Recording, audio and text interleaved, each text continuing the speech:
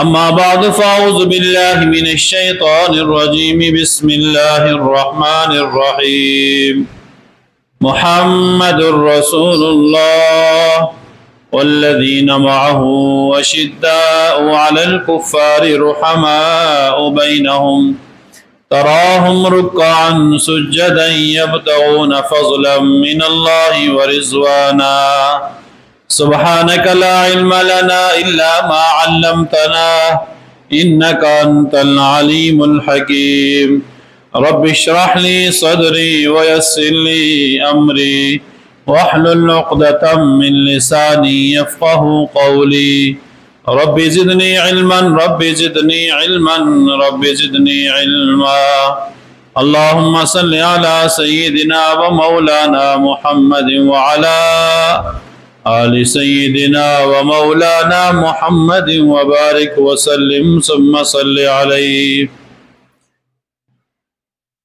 انتہائی واجب الاحترام برادران اسلام، محرم الحرام کا محترم مہینہ چل رہا ہے. اس مہینے میں جہاں دیگر واقعات ہوئے وہاں نواسہ رسول سیدنا امام حسین رضی اللہ تعالیٰ عنہ کی کربناک شہادت اور ان کے اہل خانہ کا یوں ظلماً شہید کیا جانا، یہ وہ اہم واقعہ ہے جو ہر سال محرم الحرام میں دہرایا جاتا ہے، بطور تذکیر کے، بطور عبرت کے، بطور نصیحت کے، بطور یاد دہانی کے. لیکن افسوس کہ اس عظیم شان سانحے اور واقعے کی آڑ لے کر کچھ لوگ اہل بیت کی عظمت، اہل بیت کی شان، اہل بیت کی رفعت اس انداز میں بیان کرتے ہیں کہ وہاں جا کر صحابہ کرام کی تنقید شروع ہو جاتی ہے. حالانکہ قرآن و حدیث کی روشنی میں ہمیں یہ واضح پیغام ملتا ہے کہ اللہ تبارک و تعالیٰ کے یہ دونوں محبوب ہستیاں، آقا کریم صلی اللہ علیہ وسلم کی یہ دونوں مقدس شخصیات، چاہے وہ صحابہ کرام کی صورت میں ہوں، چاہے وہ اہل بیت کی صورت میں ہوں، دونوں علم کے، عمل کے اور ایمان کے ایک معیار پر قائم ہیں.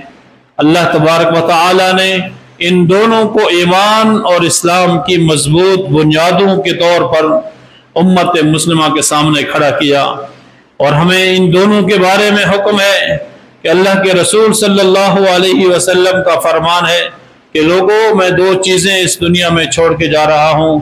کتاب اللہ، اللہ کی کتاب، اسے مضبوطی سے پکڑے رکھو، اس سے علم حاصل کرو، اس سے عمل کی تعلیم حاصل کرو، اس سے رہنمائی حاصل کرو، اور میری اہل بیت، اس کی اقتداء کرو، ان سے محبت کرو، ان کی اتباع کرو.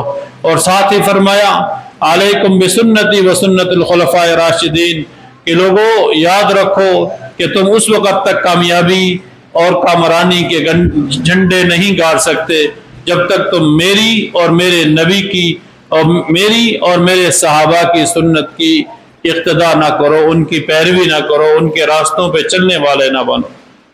ہمیں تو یہ حکم دیا گیا ہے کہ ہر حال میں اہل بیت نبی سے بھی محبت کا رشتہ استوار رکھنا ہے، اور صحابہ اکرام رضوان اللہ تعالی علیہم اجمعین سے بھی اپنے محبت اور ایمان کا اظہار کرتے رہنا ہے. جب تک ہم ان دونوں شخصیات کو، دونوں رشتوں کو، دونوں مقدسات کو اپنے اپنے مقام پہ نہیں استعمال کریں گے، نہیں ان کی عظمت، ان کی عزت، ان کی رفعت بیان نہیں کریں گے، اس وقت تک ان دونوں شخصیات کے ساتھ، ان دونوں ہستیوں کے ساتھ انصاف نہیں ہوگا. اور یہ پہلی مرتبہ نہیں، ہمیشہ سے ایک خاص طبقہ جو اپنے آپ کو اہل بیت کا قریب سمجھتا ہے اور ان سے محبت رکھنے والا سمجھتا ہے، انہی کی زبانوں سے صحابہ کرام کی تنقید لازم آتی ہے. ایک دو بار یا خفیہ نہیں بلکہ سر عام. اور اس تنقید کو وہ تنقید سمجھتے نہیں ہیں، وہ اس تنقید کو بھی عبادت سمجھتے ہیں، اس توہین کو بھی عبادت سمجھتے ہیں. اب ایک صاحب عقل، صاحب شعور شخص اپنے طور پر سوچے کہ وہ کیسی عبادت ہے، وہ کیسا ایمان ہے جو ایک مقدس شخصیات پر، مقدس ہستیوں پر توہین کر کے، ان کی تنقیص کر کے، ان پہ تبرہ کر کے، ان پہ سب و شتم کر کے عبادت کرتا ہو۔ وہ عبادت ہی کیا عبادت ہے؟ عبادت تو اللہ کے قرب کا ذریعہ ہے۔ تمام مذاہب کے اندر عبادت کا بنیادی مقصد اپنے الہ کے ساتھ قربت حاصل کرنا، اپنے رب کے ساتھ قربت حاصل کرنا ہے۔ کیا کسی کو گالی دے کر بھی رب سے قربت حاصل ہو سکتی ہے؟ کسی کو برا کہہ کر بھی رب سے قربت حاصل ہو سکتی ہے؟ کسی پہ تنقید اور تنقیص کر کے کسی کی بھی اللہ کی قربت حاصل ہو سکتی ہے؟ یہ کیسے ممکن ہے کہ وہ اللہ کے مقرب لوگ، اللہ کے برگزیدہ لوگ، جس کے بارے میں اللہ تبارک و تعالی نے فرمایا اولئک ہم الراشدون، وہ رشد و ہدایت کے مینار ہیں، اولئک ہم الفائزون، میں اور آپ جس قدر بھی محنت کریں، میں اور آپ جس قدر بھی عبادت کریں، میں اور آپ جتنی بھی مشقت برداشت کریں، ہم یہ نہیں کہہ سکتے ہم دنیا میں کامیاب ہو کر رہے ہیں۔ ہمارا یہ دعویٰ نہیں ہو سکتا، ہم یہ دعویٰ کر ہی نہیں سکتے۔ دنیا کا کوئی بھی شخص چاہے وہ جس مقام پر فائز ہو، وہ کبھی بھی یہ دعویٰ نہیں کر سکتا کہ میں نے اتنی اللہ کی عبادت کی، میں نے اتنی اللہ کی ریاضت کی، میں نے اس قدر اللہ کا قرب حاصل کر لیا، اب میں کامیاب ہو چکا ہوں۔ امید رکھی جا سکتی ہے، امید رکھی جا سکتی ہے کہ رب مجھ سے کامیاب ہوگا، امید رکھی جا سکتی ہے جس راستے پہ میں ہوں یہی راستہ جنت کا راستہ ہے، امید رکھی جا سکتی ہے کہ جس مشن پہ میں چل رہا ہوں یہ کامیابی والا مشن ہے۔ لیکن وہ کتنے عظیم لوگ ہیں جن کے بارے میں اللہ رب العزت نے ارشاد فرما دیا ان کی زندگی کے اندر اولئک ہم الفائزون، اولئک ہم الراشدون، اولئک ہم المہتدون۔ دنیا کے اندر کامیابی کے جتنے بھی تمغے ہیں، سارے کے سارے تمغے جن ہستیوں کو ملیں، کیا وہ ہستیاں بھی تنقید یا تنقیص کے قابل رہتی ہیں؟ کیا ان کے لیے بھی تنقید، کیا ان کے اوپر بھی تنقیص کی جائے؟ کتنے افسوس کی بات ہے۔ تو رسول اللہ صلی اللہ علیہ وسلم کی اہل بیت سے محبت ایمان کا تقاضا، اس وقت تک ایمان کامل ہو ہی نہیں سکتا کہ جب تک کہ اہل بیت نبی سے ہماری محبت نہ ہو۔ اہل بیت نبی کی عظمت، ان کی رفعت، ان کی شان، ان کی بلندیاں ہمارے سینے میں، ہمارے دلوں میں اجاگر نہ ہو، ہمارے دماغ میں معطر نہ ہو، جن کے تذکرے سے ہمارا ایمان پھوٹتا نہ ہو، ہمارا ایمان پھولتا نہ ہو، ہمارا ایمان بڑھتا نہ ہو، اس وقت تک ہم مومن بن ہی نہیں سکتے۔ اللہ کے رسول صلی اللہ علیہ وسلم کے خاندان کی اتنی عظمت ہے، اتنی رفعت ہے کہ جناب عمر فاروق رضی اللہ تعالیٰ عنہ نے حضرت جعفر ابن طیار رضی اللہ تعالیٰ عنہ کی بیوہ سے ان کی شہادت کے بعد جب نکاح فرمایا تو حضرت عمر فخر سے کہنے لگے کہ مجھے فخر ہے کہ مجھے رسول اللہ صلی اللہ علیہ وسلم کی نسبت حاصل ہو گئی، مجھے قربت حاصل ہو گئی، یہ نسبت، یہ قربت کبھی ختم نہیں ہوگی۔ لوگوں نے پوچھا وہ کیسے؟ فرمایا کہ میں نے اللہ کے نبی سے سنا کہ جو میرے خاندان سے جڑ جاتا ہے اس کا تعلق میرے ساتھ مضبوط ہو جاتا ہے، وہ کبھی ختم نہیں ہوتا۔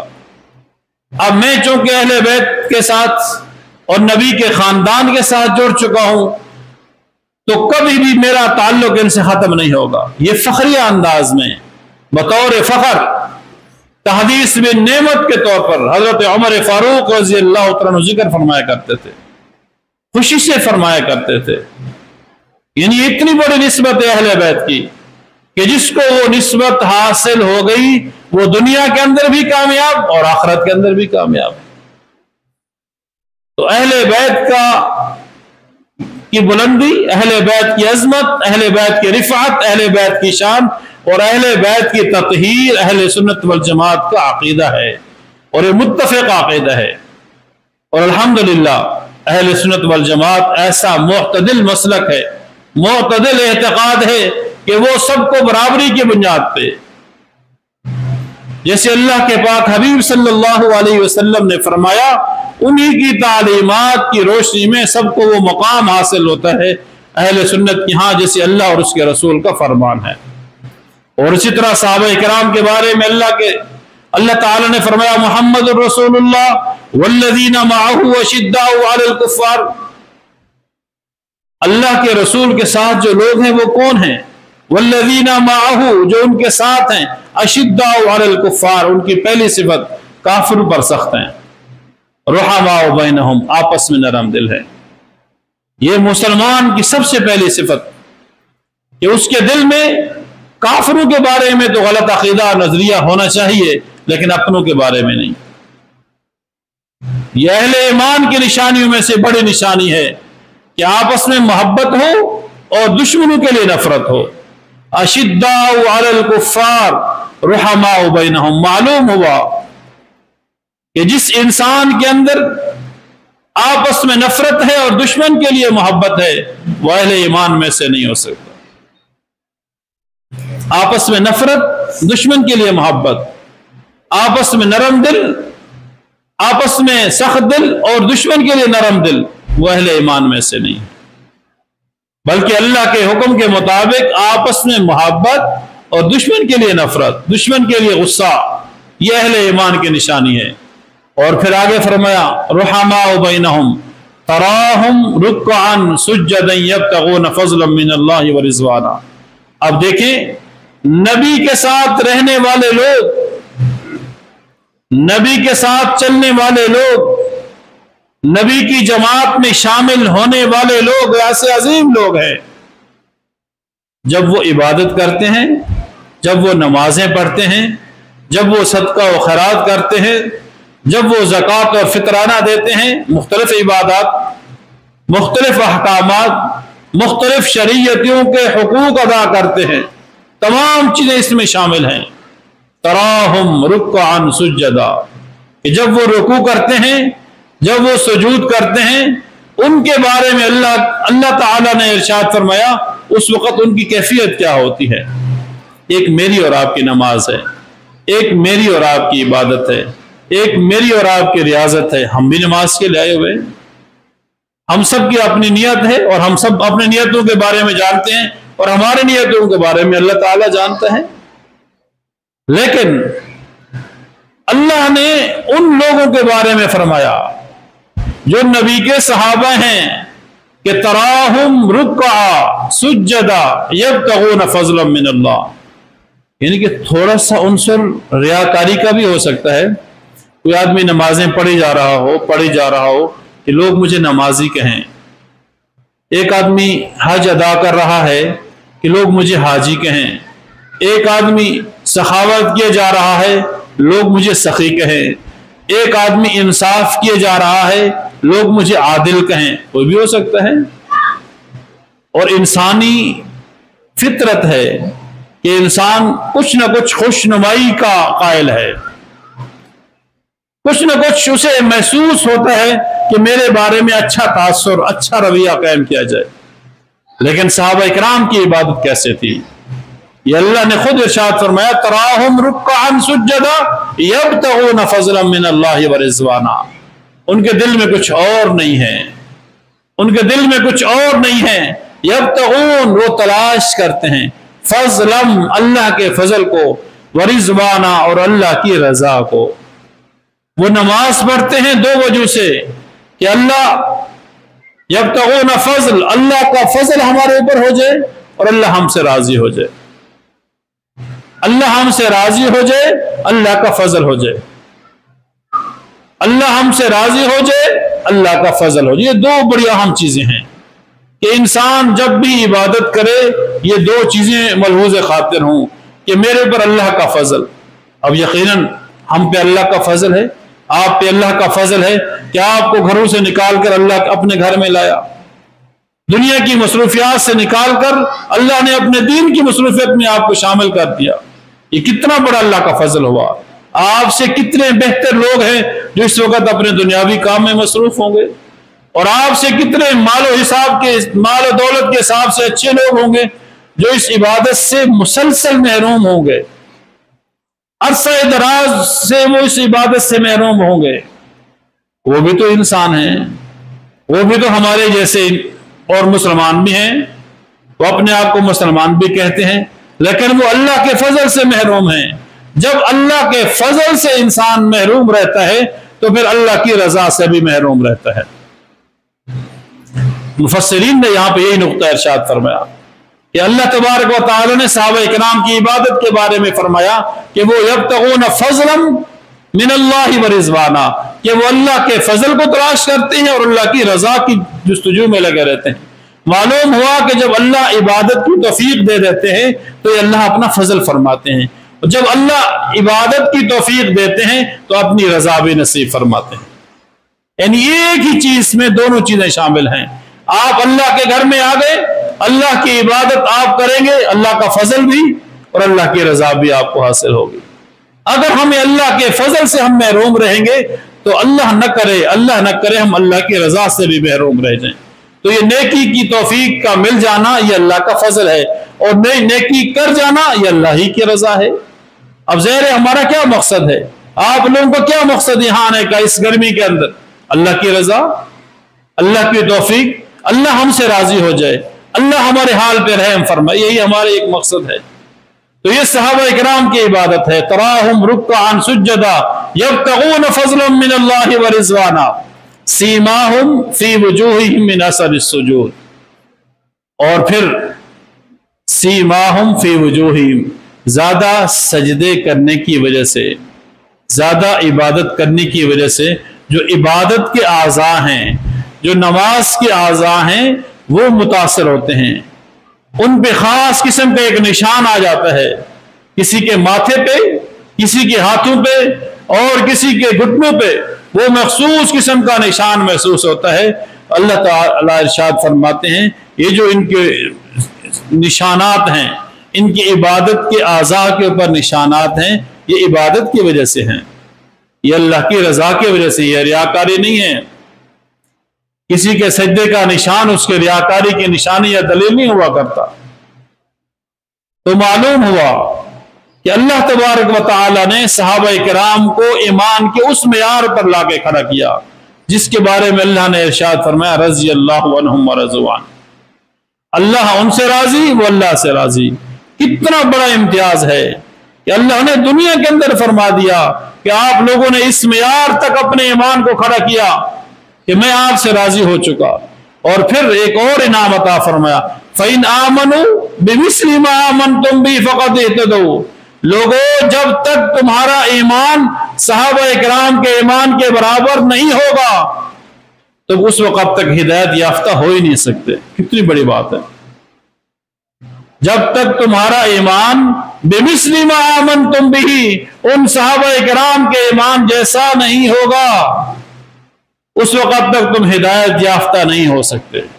मालूम हुआ कि हमारे ईमान के अंदर जहां अहले बैत का अमल दखल है, जहां अहले बैत की मोहब्बत और अजमत का अमल दखल है, वहां सहाबा इकराम की अजमत और मोहब्बत का भी अमल दखल है।